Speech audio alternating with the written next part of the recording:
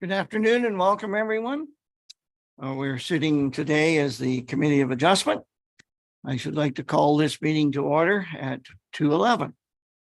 We do have quorum, and our committee members are here, and our planning department and our clerk's department is represented as well.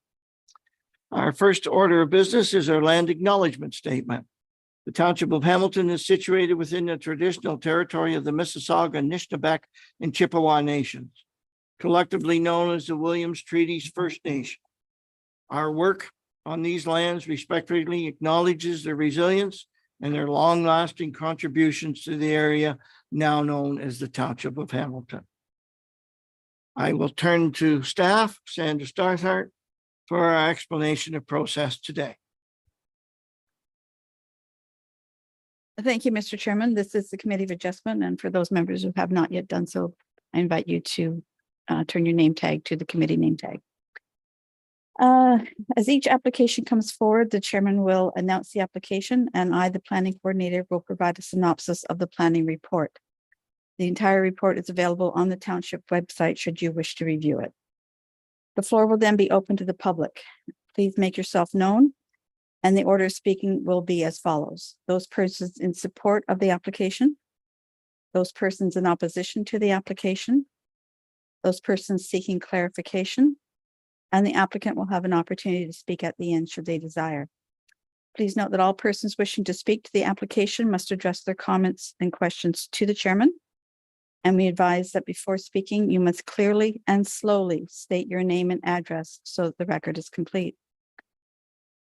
When speaking, we ask that you speak directly into the microphone available so that your comments and questions can be heard properly. Following the public input, members of the committee may make comments or ask questions as they deem necessary, and the committee may make a decision on the application this afternoon. The reason for the decision, and the impact of public input will be provided by the committee members. Those persons requesting a copy of the notice of decision must do so in writing to myself, Secretary Treasurer of the Committee of Adjustment, or you may sign the file sheet in the lobby. Thank you, Mr. Chairman.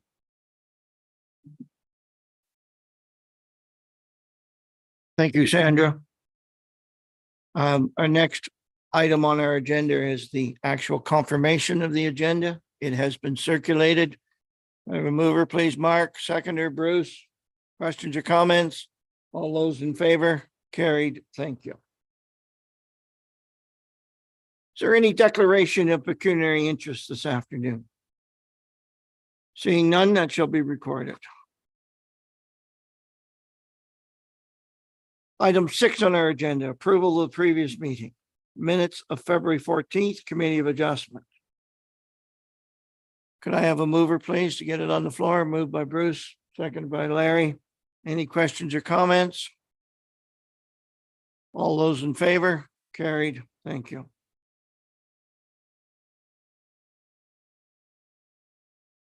There was no business arising from the previous minutes, and our new business is a consent application in the Bain name B01-23. Consent to sever. Sandra, if you would, please. Thank you, Mr. Chairman. It's recommended the Committee of Adjustment received the staff report B01-23 for information, that the members of the public be heard as requested, and that provisional consent be granted for new lot creation, as it does appear to be in keeping with good planning principles. The subject property is 9467 County Road 2 East, just outside of the town of Cobourg.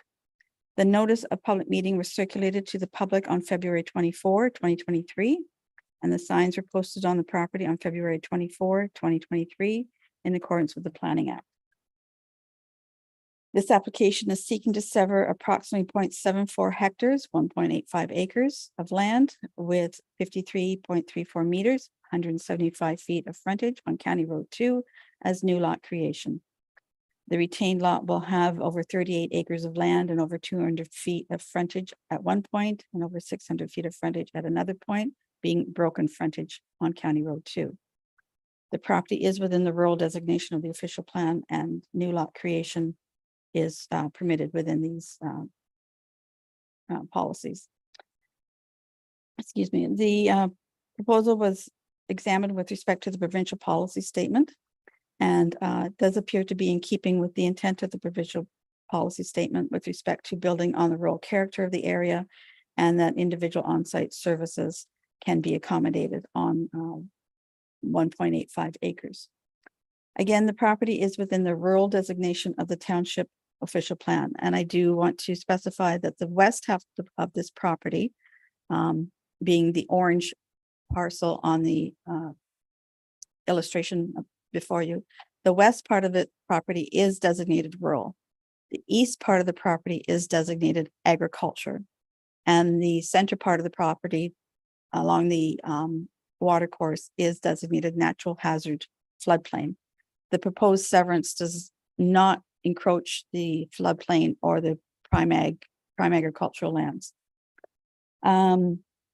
It is in keeping with the rural area designation development policies. The frontage size and shape of the parcel is in keeping with a rural residential parcel, so a zoning amendment will be listed as one of the proposed conditions of provisional consent. The proposal for one new lot is not creating or extending strip development. Minimum distance separation calculations have been completed with respect to surrounding animal farms. There is a horse farm on the Moore property further east along Pentecostal Road. There is a beef cattle farm on Joe Oliver Road to the northwest. And there's also a unoccupied chicken farm on the property along County Road 2 to the west. The proposed new lot creation is far outside of the minimum protected area from the minimum distance separation calculations. Cash in lieu of parkland will be requested as a standard condition of provisional consent. And of course, various conditions can be imposed. One new farm lot was severed from the parent property in 2009, being the irregularly shaped parcel at 9421 County Road 2. This severed the Pentecostal camp administration buildings from the larger farm, and it was zoned appropriately at that time. This particular application is the first residential lot proposed since the 2003 benchmark date. It's the opinion of this department that the proposal is consistent with the township official plan policies. The west side of the subject property, again, the orange parcel in the illustration, are currently zoned marginal agricultural, which requires a minimum of 5 acres of land and just under 200 feet of road frontage. The lands on the east side are zoned permanent agricultural, and the lands in the center are environmentally sensitive in keeping with the natural hazard floodplain designation. The proposed lot will not meet the minimum requirements of the marginal agricultural zone, but will be in keeping and surpass the minimum requirements of rural residential zone, being 1 acre and 150 feet of frontage. A zoning bylaw amendment will be required to bring the property into the appropriate uses. It's the opinion of this department that the proposal is in keeping and can be brought into conformity with the township official plan. The comments received at time of authoring the report, Township Building Department had no objection. The County of Northumberland had no concerns, but did suggest that the applicant be mindful of environmental impacts as per the county official plan amendment, which is their natural heritage policies. The Conservation Authority, again, had no real concern. They do note that the property is partially located within the regulated area, and a permit may be required from the Conservation Authority for any filling, grading, construction works in this area. There's a water course known as Spicer Creek. Any alteration to the water course requires a permit. Their concerns regarding setbacks for new construction will need to be addressed should the proposal for construction come anywhere near the water course. And a permit is required from the Conservation Authority for any development in the regulated storm floodplain area. but they had no objection to the proposal. Upon review of the application in respect to the provincial policy statement, township official plan and zoning bylaw, it's the opinion of this department that the proposal would meet the intent of the planning documents for new lot creation. It's recommended the application be granted provisional consent, subject to the following conditions being imposed. The applicant shall submit 3 hard copies, a PDF copy, and an AutoCAD copy of a deposited reference plan identifying the newly created parcel. The applicant shall pursue successful completion of the Planning Act application rezoning the severed land to rural residential.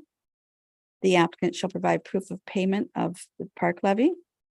The applicant shall provide proof of payment of taxes within 10 days prior to stamping of the final deed. And the applicant shall provide 3 hard copies of new deeds within 2 years of the given of written notice of decision, suitable for stamping, concluding that all the above noted conditions have been fulfilled. Thank you, Mr. Chairman. Thank you, Sandra. I'll turn to the audience and I will suggest that if applicant or agent for the applicant is here, you will certainly have an opportunity to speak to this application in a few moments. Turning to the rest of the audience, is there anyone here in support of the application? Please come to the microphone and identify yourselves and your address. Heidi Bain, 1497 Moore Orchard Road. Also here, I guess, on behalf of my parents who own the section to the east of the property. Yeah, where the horse barn is, yes. Thank you, Heidi. Pat Bain, also from 1497 Moorford Road, and also representing Heidi's parents and the Moore property. Thank you.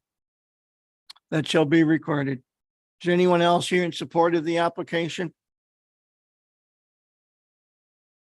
Is there anyone here in opposition to the application?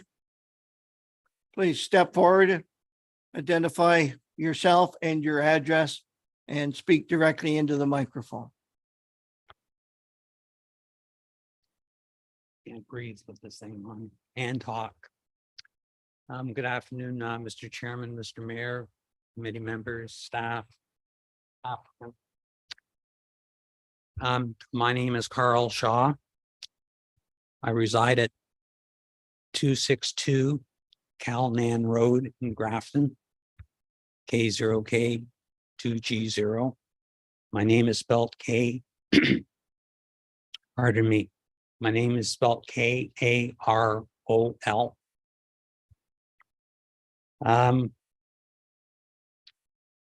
I am sad to be here because I don't like standing up and speaking against something. I much prefer to stand up and speak for something. But I'm afraid I'm compelled to speak against this for many reasons. So I hope to be able to make my presentation in 3 or 4 minutes or 5 minutes, but please endure me. My connection to this property is twofold. I used to own New Lodge Manor that has the 3 houses and the carriage house. I sold it last year. I owned it for 5 years. I'm intimate with the property. When I first bought the property, it was listed on the realtor.ca site on a Monday. I made an appointment to go and look at it on a Tuesday, and I bought it on the Wednesday because I love it and my wife loves it. It's an awesome property. It's got 2 heritage buildings on it. The manor house, which is being used by the Pentecostal Church as an office, was built in 1837. It's almost 200 years old. It's in excellent condition. Opposite it is a carriage house that is in equally excellent, well, I should say it's in very good condition. And it's probably equally old, but I'm not sure how old it is. My other connection to it, so that connection is on the east side. On the west side, I own the 28-acre parcel through a corporation, and I'm the president of that corporation. And that corporation is a numbered company 226340077 Ontario Corp. So it has 28 acres, and that when I read the staff report, I am utterly floored, shocked that there is no consideration whatsoever of that 28 acre parcel. Is rather relevant because it's industrial land. As industrial land, it's subject to all sorts of separation distances. This application is nowhere close to satisfying that. And I'm shocked that that's been ignored. And I stand here in complete opposition of this application because of that. Over the last week, I've done an awful lot of reading about this subject matter. I've read the official plan, I've read the zoning bylaw, I've read the provincial policy statements about planning. And that is very clear that there's a huge obligation on this township to protect all employment use lands. And that this rural residential lot is going to be in complete conflict of that. It's my understanding that the setback from the property line should be something like 300 meters to 1,000 meters. And as is, I believe the setback is 62 meters. So I submit that this that the staff report to the committee should be revisited in light of this new information. I'm not even sure if it's new information. I don't understand. I don't understand why it hasn't been included. It abuts this property. Now I'm all dry in my mouth. I'm sorry.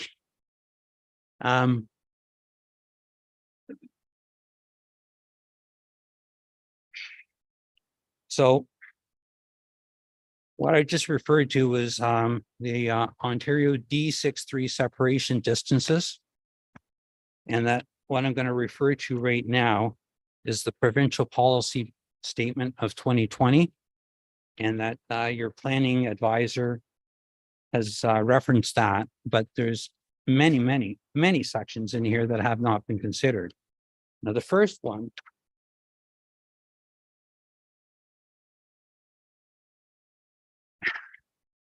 my mouth is so dry, please forgive me. The first one, because I'm an ardent supporter of heritage preservation. As I mentioned, I am so proud to have owned that property. And if you're wondering why I don't own it anymore, is because although I love the property and I love the tenants, I did not love being a property manager. And I'm getting older and crankier, and anybody that's been a property manager probably understands what I mean. So I sold it last year. I sold it on July the 15th. Now, one of the provisions in this provincial policy statement is section 2.63. Planning authorities shall not permit development and site alteration on adjacent lands to protected heritage property. That's what we're dealing with here. Except where the proposed development and site alteration has been evaluated and it has been demonstrated that the heritage attributes of the protected heritage property will be conserved. So that issue has not been addressed.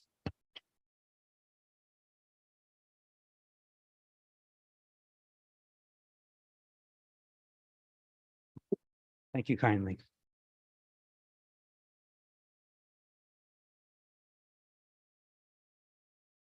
That makes a wonderful difference. Thank you.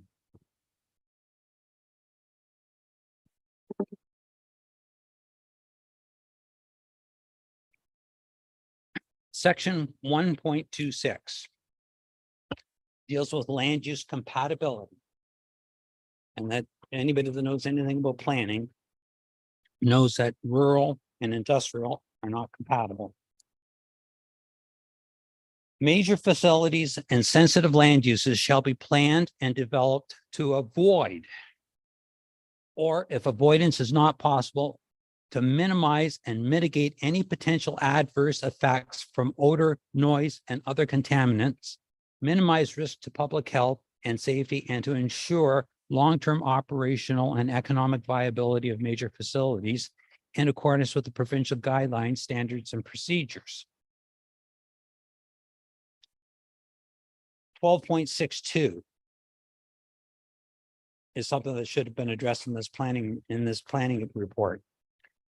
Where avoidance is not possible in accordance with policy 1.261, planning authorities shall protect the long-term viability of existing or planned industrial, manufacturing, or other uses that are vulnerable to encroachment by ensuring that the planning and development of proposed adjacent sensitive land uses are only permitted if the following are demonstrated in accordance with provincial guidelines, standards, and procedures. There's 4 of them. They're connected by an and, not an or. 1, or I'll say A, there is an identified need for the proposed use. Okay. Do we need to have a residential lot there? Okay. B, alternative locations for the proposed use have been evaluated and there are no reasonable alternative locations. C, adverse effects to the proposed sensitive land use are minimized and mitigated. And D, and this is the one I like, potential impacts to industrial, manufacturing, or other uses are minimized and mitigated.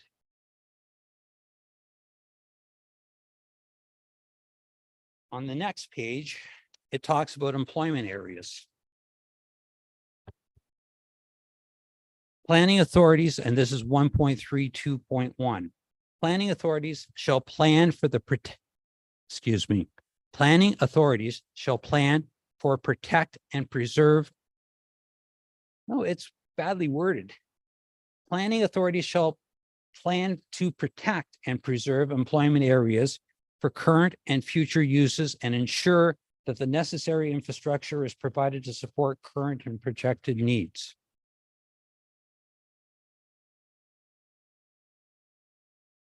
So I don't know if it's just been a mistake that this huge parcel of land has been completely omitted from consideration here, or what the story is. But I can't allow that, of course. This has huge implications to my property. It's got huge implications to the potential development of that property. It's 28 acres. Beside it is another 8 acres of commercial land, which also belong to me. That's 36 acres that could be developed into an industrial park, or it could be a single-use development. And I would estimate that that could be a $50 million development with maybe 50 jobs. And are we going to consider sacrificing that against this provincial regulation so that we can have one minimum size or close to minimum size residential lot when there's absolutely no residential lots along that strip? I've been in this neighborhood for 50 years, and I don't think there's been a new lot creation, new residential. I don't think there's been a new residential lot creation along that strip in 30 or 40 years. Why are we starting now, right beside an industrial zone property? So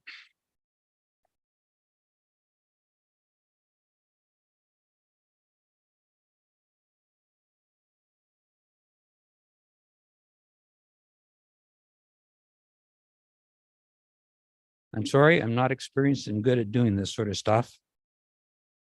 I'm just kind of looking at my cheat sheet here.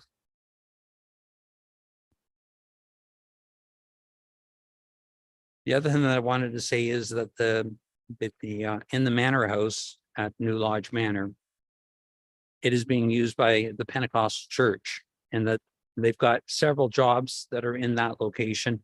And that they're the nicest group of people that you'd ever want to meet and know.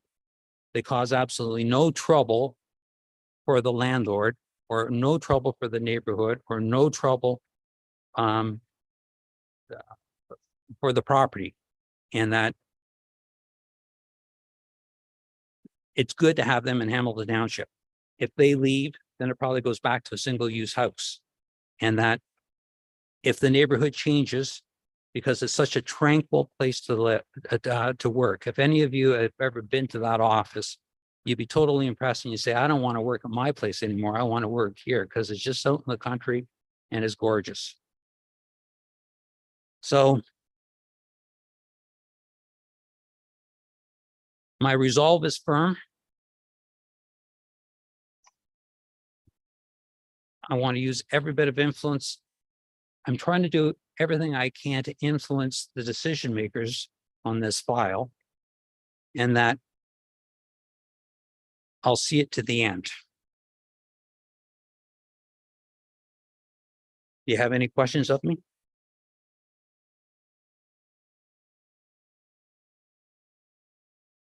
As far as process is concerned, I'll start off with one, Mr. Shaw. Do you have any written notes, or have you shared any written notes with our staff on your presentation?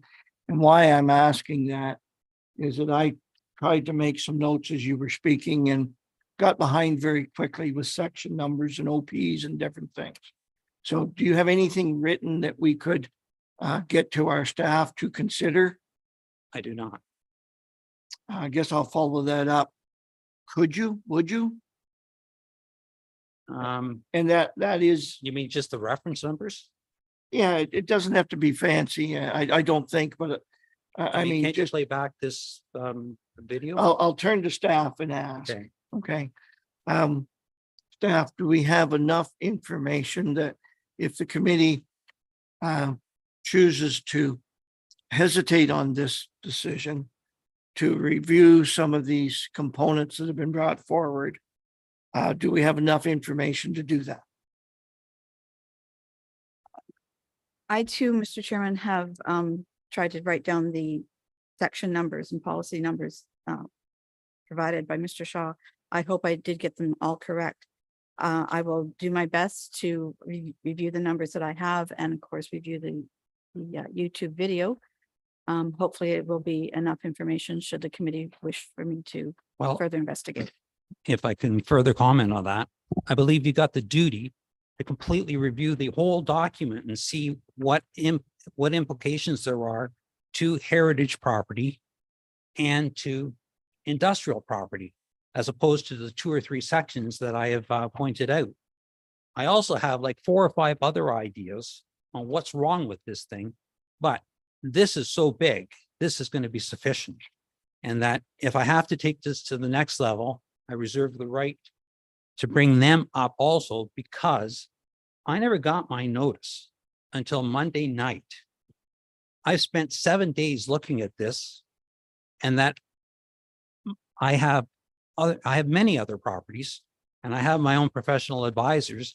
And that the ironic thing is that they were out of the country, and that the other people in their office were unavailable to help me. I had to do all this by myself. I was sitting down and reading it. I'm just an accountant using my sense of logic and my analytical ability to come up with all of these things. I never discovered this separation distance memo until Friday afternoon. Just because I'm not experienced at this sort of stuff. I'm an owner, not really a developer. And so like it all just has happened so fast. And that my other ideas, I need to run by my professional advisors before I make any presentation about that. But there's all sorts of things that are wrong with this. Thank you, Mr. Shaw, for your presentation. I'll turn to the committee. Do we have any questions for Mr. Shaw? Apparently none at this moment in time. Thank you for listening. Thank you. Thank you for the Um, water. I shall go back to the audience. Is there anyone else in the audience in opposition to this application? Again, going to the audience, is there anyone here seeking clarification on this application? Clarification. Yeah. The proposed lot would not be adjacent to Mr. Shaw's proposed industrial piece of land. So I don't understand what. I guess I need clarification as to what would be the difference between whether the land were kept as is, as marginal agricultural, or whether or not there was still a strip of marginal agricultural abutting Mr. Shaw's land with a slip to the other side of it taken out. And I don't understand how a lot would affect the historical integrity of the manor house. Well, those are questions I think that our staff are going to document, as many times they do, and provide answers. I'll go back to the floor. As is our applicant per se here. And I believe it's going to be a generation of Baines that I didn't know existed. So Yeah, are you Mr. Wilson Bain? yeah, Mr. Wilson Bain. I live at 9467 County Road 2. I guess the property in question here. And basically what I was trying to do is sever a lot to sell to my sister and her husband so they could build a house. I don't think that's an unreasonable request. It's in the, it kind of makes sense. I think if you look at County Road 2, there's a lot of houses on that road. How is this one gonna make or break an industrial site? Also, I'd like to see the timeline on a $50 million manufacturing plant. I don't know, be interesting if that's a possibility, because otherwise, one little house I think is pretty reasonable. I don't think it's going to negatively impact the neighborhood. I'll vouch for her character. She's not a bad kid. Also, like, if you guys have any questions for me, please feel free to ask. I also don't have any outside counsel. I don't know, like, we're not experts on this, but this seems pretty reasonable on a big picture for me, but I don't know. If anybody has any questions, just ask away. I'll try to do my best to answer them. Thank you, Mr. Bain. I'll turn to committee members. Do we have questions for Mr. Bain at this point in time? Apparently none at this moment. Thank you. Thank you. Turning to committee members. Questions, comments, thoughts? Larry, please. I believe in lieu of the presentation by the gentleman out there, that this committee should defer this application so that we could further get staff to further investigate the opportunities that have been put forward. And that's my motion, is to defer at this time. Can you just hold off Yep. for a moment on the motion, Larry? We'll go to other committee members and see if they have questions before we get to an actual motion. I'll go the room here. John, any questions or comments? Okay, Mark, any further questions or comments? Bruce, any further questions or comments? Okay, yes, Larry, not much hesitation here. Did you wish to make a motion? Yes, Please. and I motion to defer this application at this time so the staff has the opportunity to refer to the presentation that I think is Mr. Kroll. Shaw. Shaw made, and come back to the committee at that time with the answers to his questions. Okay, we do have a motion to defer for staff to review and consider. Do we have a seconder to that motion? Seconded by Bruce. Do we have any further questions or comments?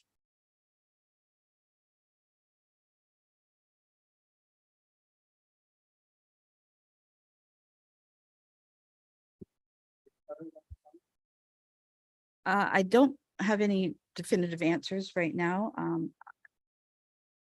The questions raised have raised other questions in me, but I think it would be a good idea to revisit the PPS and see if any of the policies mentioned do actually affect the proposed consent to sever.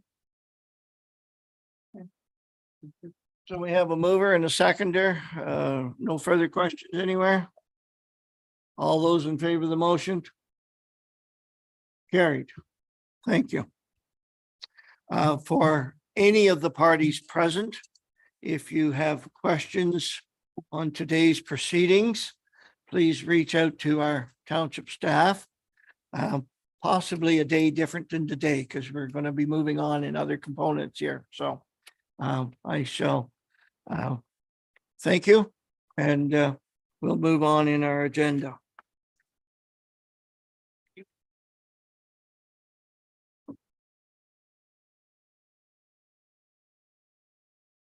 Our next item is agenda item 10.1 under other business. Notice of appeal to the Ontario Land Tribunal A1721 LeBlanc. And this is a verbal report from staff. If you would, please. Thank you, Mr. Chairman. As per the definition within the agenda, we have received a notice of appeal with respect to the LeBlanc minor variance application from last month. The applicant has appealed. I haven't had opportunity to fully review the appeal, but we'll be working on it in short order to make sure it gets to the tribunal as soon as possible. They listed their reasons for the appeal. We believe we have demonstrated and met the 4 tests for minor variance as outlined in section 45(1) of the Planning Act. Again, I haven't reviewed the whole document, but I will. So I will be bringing this forward to the tribunal. I do want to make note of the policy and procedure manual with respect to appeals to the tribunal. A denied application, 15.2 of the manual.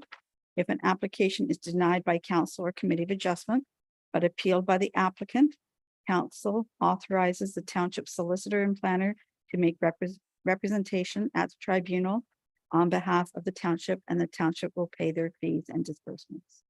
So this will have a monetary effect on the township, but that's the policy. So I just wanted you to be aware, and I am working on it. Thank you. Thank you. Considering the nature of the report, would it be appropriate to receive the report for information? Or is that Oh. necessary? Sure. Moved by Larry, seconded by Mark. All those in favor? Carried. Thank you.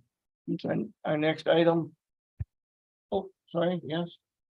Just a question to staff. I understand that the public is not allowed under Bill 23 to be a part of that tribunal. Is that correct?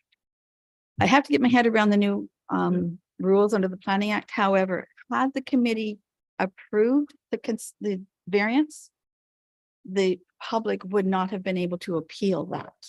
That part I know. But because committee denied the variance, the applicant can appeal the denial. As for public involvement in the actual tribunal hearing, I'll have to Sure. figure that out some more. Thank you. Thank you. Thank you. Would anyone like to motion adjournment?